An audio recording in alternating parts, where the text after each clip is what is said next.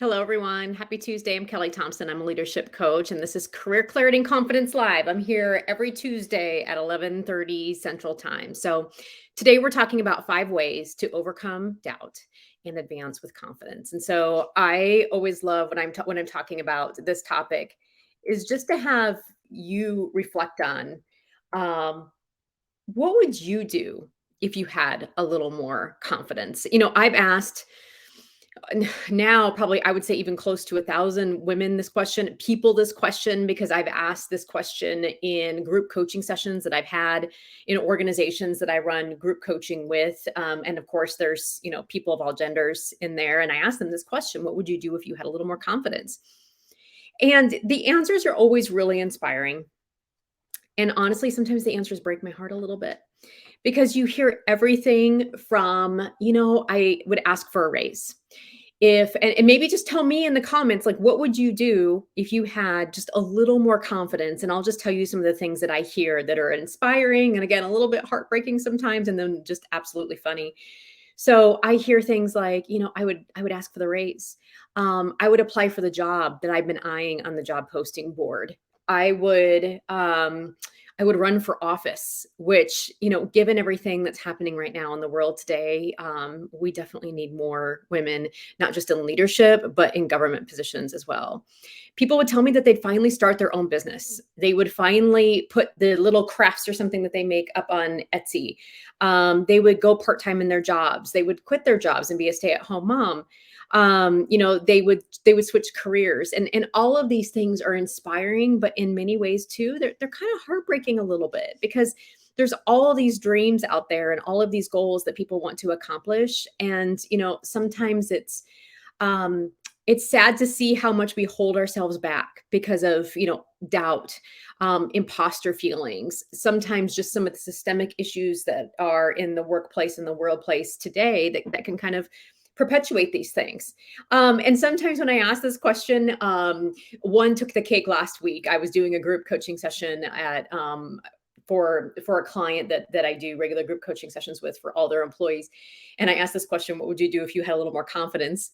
And some gal in the chat said, I would tell my husband about my Amazon account. Everybody just lost it. But it really can be anything as as silly as that, as I would tell my husband about my Amazon account, to something as serious as I truly would finally start this dream business. I would ask for the money that I know I deserve. I would go for the rate, or the promotion. I would switch careers. I would run for office. And I want us to just stop and think about that for a second. Like, what could we accomplish if everyone took action, especially women, on those little things? Like, what would I do if I had a little more confidence? Like, imagine the ripple effect that we would make. And so this is a big kind of foundational question for my book that I wrote, which is Closing the Confidence Gap: Boost Your Peace, Your Potential, and Your Paycheck. Because one of the things that I uncovered is that there actually is a gender confidence gap. It was actually studied by Jed Kessler out of Wharton. And one of the things, and I'll just kind of give you very briefly what they studied. They basically had men and women take a standardized test.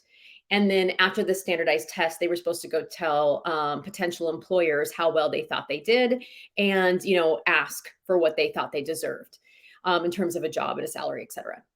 And so what they found was that, and this may not shock you because we see this in modern culture today, is that men were much more confident in advocating not only for their skills, but how well they thought they did on the test. And then that resulted then in more job opportunities and a higher salary. But women actually did better on the test. But they really struggled with the self-advocacy and the self-promotion that comes with that. And so they basically just said, there's this gender confidence gap. And one of the things that the researchers recommended to close the gender confidence gap was, well, maybe if we just tell women they did better, then their confidence will follow suit. But as I argue in the introduction of my book, I actually said, that's not going to cut it. And we need to do some other things to close the confidence gap so that women can show up in their full potential at work. so we can create that ripple effect, so we can move forward and overcome doubt and advance with confidence. And so I want to present to you kind of the both and argument that is in my upcoming book. I don't believe that it's just all on women to boost their confidence at work, even though we have our own accountability in that. I also think organizations play a role. And so in my book, I argue a lot of both and. Yes, it's women needing to show up and do their part, but it's also organizations needing to address things systemically. And I call on leaders. I have a little note to CEOs and senior executives that just says, hey, like, we can't just walk around and like give this book to women and say, hey, here, fix your confidence. Like, we also need to address some of the systemic issues at play that could be impacting a woman's confidence. And so I want to talk about those. So first, I want to talk about it from the individual perspective. What are 5 things that you can do today to help you overcome doubt and advance with confidence? So I'll just go through them very, very quickly. So the first one is to calm your body. The second one is to ease your mind. The third one is connect to your heart. The fourth one is flex your confidence muscle. And the fifth one is act on it. So let's just talk about the first one, and that is calm your body. I don't know if you've ever noticed, but like when you get into this place where you're starting to feel like doubt and all the imposter syndrome, have you ever noticed it in your body first? And maybe tell me in the comments or in the chat, like, where do you notice it in your body? I notice it because my heart starts racing. Sometimes my mind doesn't always catch up, right? That I'm feeling doubt or imposter feelings. And just to level set, remember, doubt is an everyday, normal human emotion. Everyone experiences doubt. Imposter syndrome is a term that was coined in 1978 and it's more of a fear of being found out, that despite your success, qualifications, etc., imposter syndrome is the feeling that all my success has just been luck. And if I get promoted or show up in this room, then I'm going to be found out that I'm not as good as people think I am. So where do you feel it in your body? A lot of people, like, same thing, they feel it in their chest. Oh my gosh, my heart starts racing.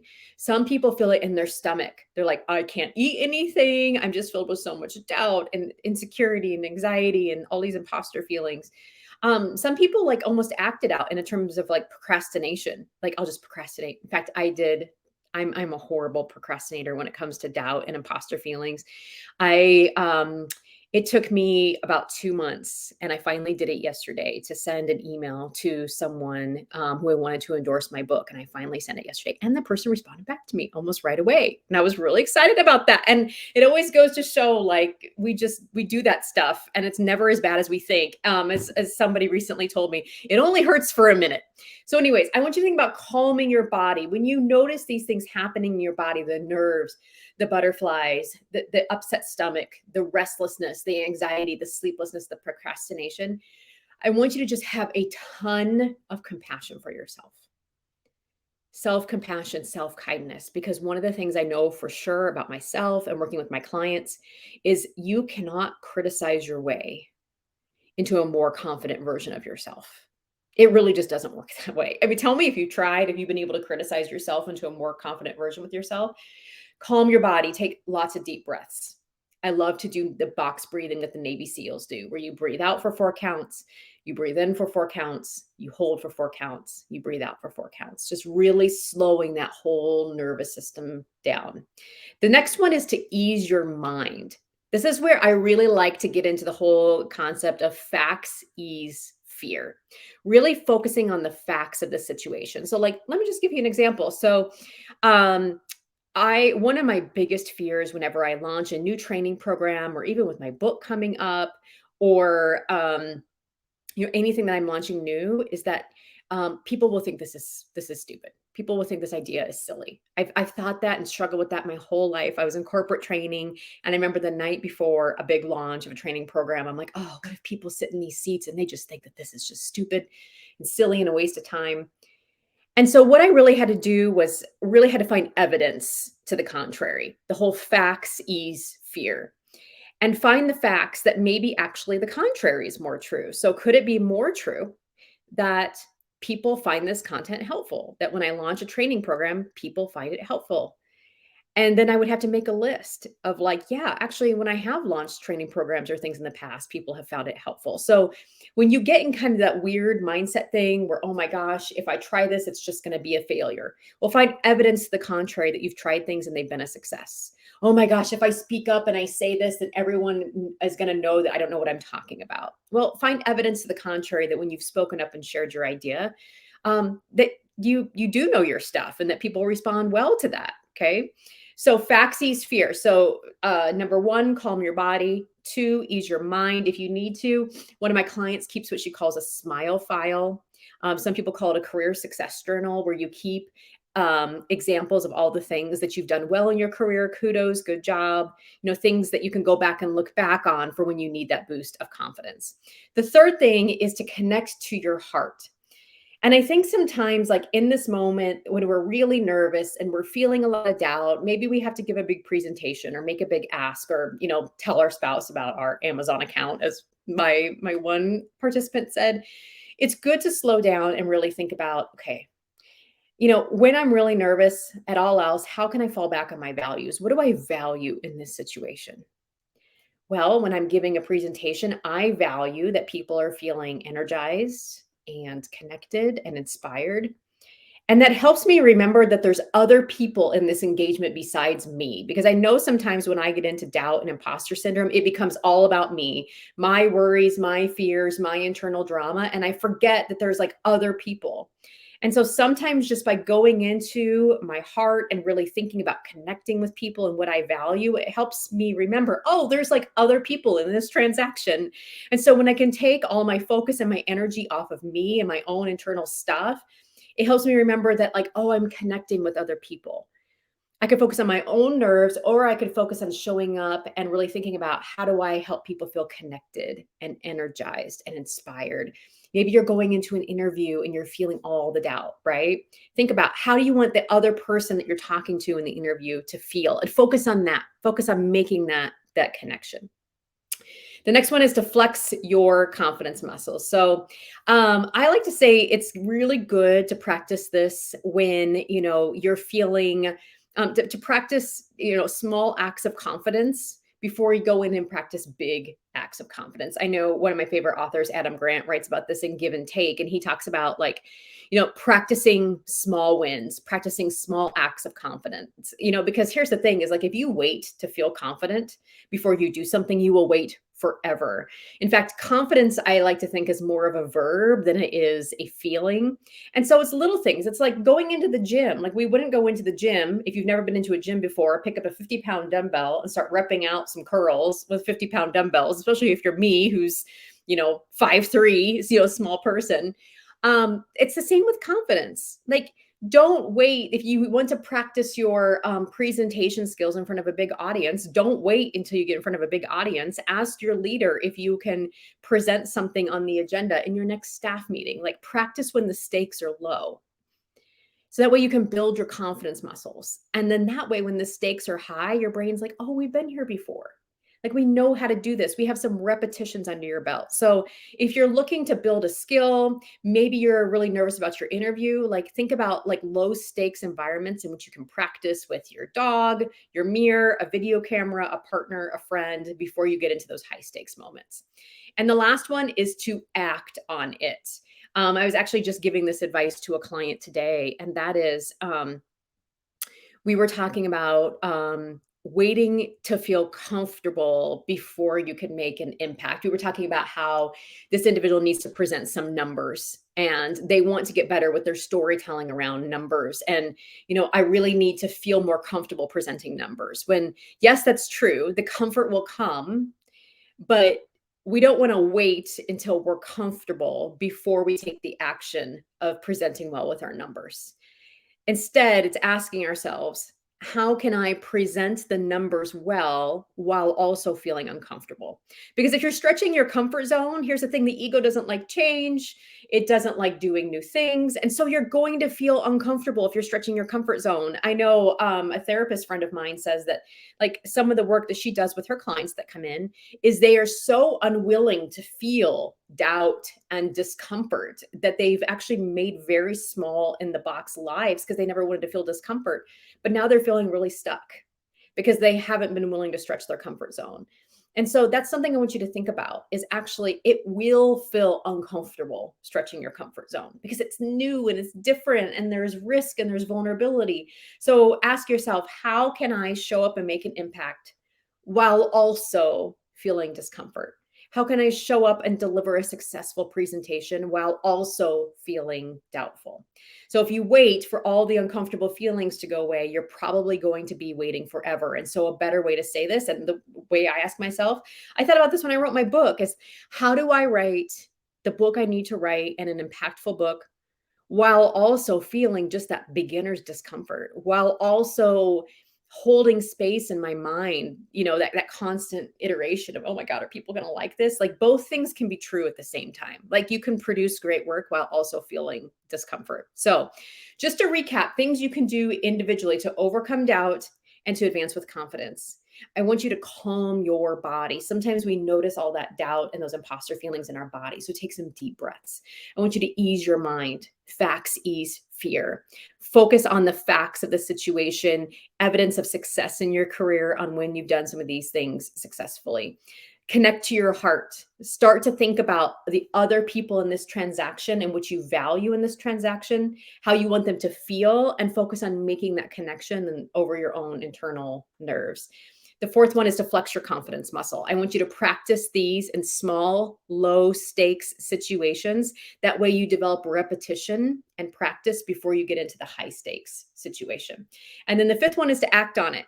The actions of confidence come first.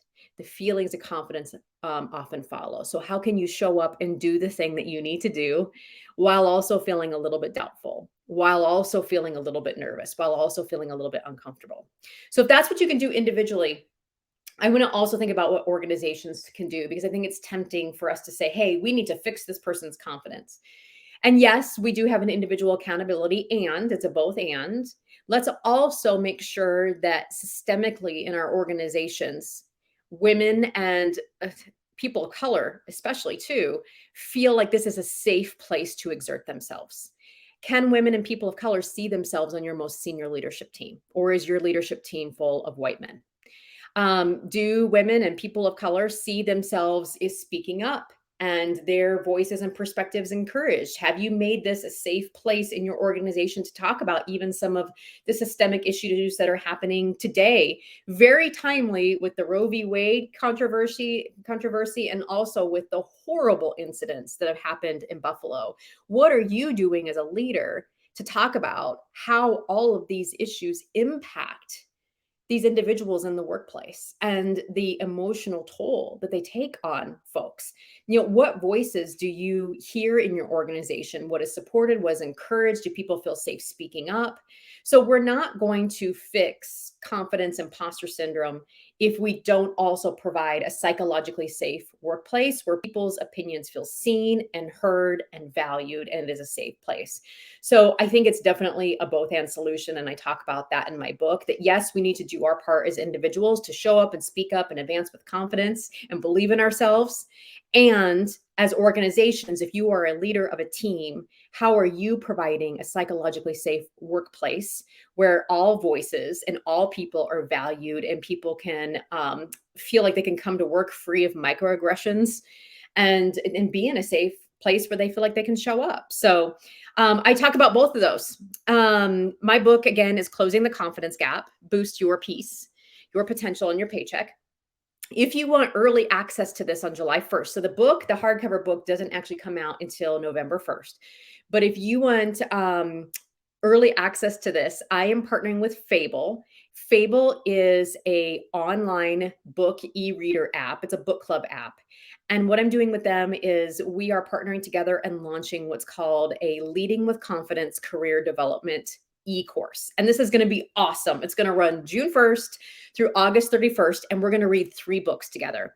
We're going to read Reality-Based Leadership by Cy Wakeman, which was totally transformational for me early on in my leadership career and really informed a lot of the ways that I lead and honestly the way that I live. We're going to read my book in July, Closing the Confidence Gap. And then we're going to read My Life in Full by Indra Nooyi. She's the former CEO of PepsiCo in August.